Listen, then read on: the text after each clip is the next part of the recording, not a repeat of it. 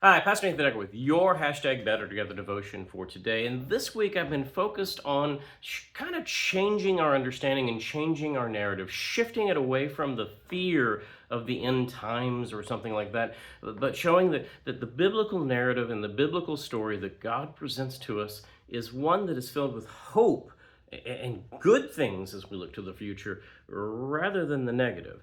And that is extremely true within our understanding theologically until we get into about the 1800s.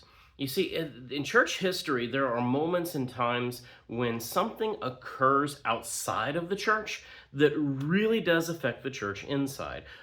In my own lifetime, I think about 9/11, September 11th, when the planes crashed into the World Trade Centers in the Pentagon, and then the one that crashed into the field in Pennsylvania, as a critical moment that actually kind of reshaped theology for the church in our understanding of who we are. Well, that happened in the 1800s as well. Within the formation of the United States, within the War of 1812, and then the Spanish, and that's the Mexican-American War in the 1840s, that catalysted some things for a lot of folks with the drive towards manifest destiny that was happening in our culture and in our history.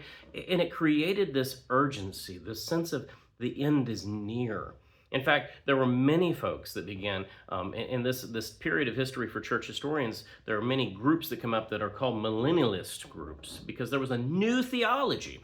Hadn't had this before. Again, for around 1,800 years, we didn't have any theology of this, but suddenly we became obsessed as a culture, and especially on the fringes of faith, with the millennium. And as pre and post and mid, there was all kinds of understandings, but God was going to come back, and this millennium idea was 1,000 years of Christ's reign was going to happen at some point in history, and you better get it right. So this started with there was a bishop in England who began using mathematics and the scientific method and the genealogies listed in the Bible to go backwards. And he wanted to find out what the day of creation was. And then he went forwards, and he had a formula that he was sure he knew the date was going to happen, but he went backwards and he set up this was the day the creation started. It was April 4th at 3 o'clock in the morning. God decided to say, let there be light.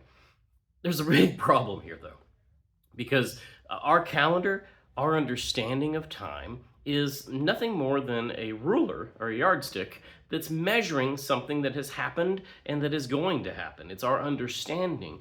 And we have changed that measurement several times. Just like the concept of a yard used to be from the king's nose to his hand, and it depended on how much he was selling or buying that he wanted to use that hand as far as extending it or not, or turning his face or turning it towards. The idea of an hour or a day or what month it is or how many months were in the calendar, that has changed dramatically through time. So much that we're fairly certain that Jesus Christ was born in 4 BC, which sounds funny because BC stands for before Christ, but we're pretty certain that Jesus came to the earth around 4 BC, not the year 1, which would have made more sense. These problems come from the broken calendar.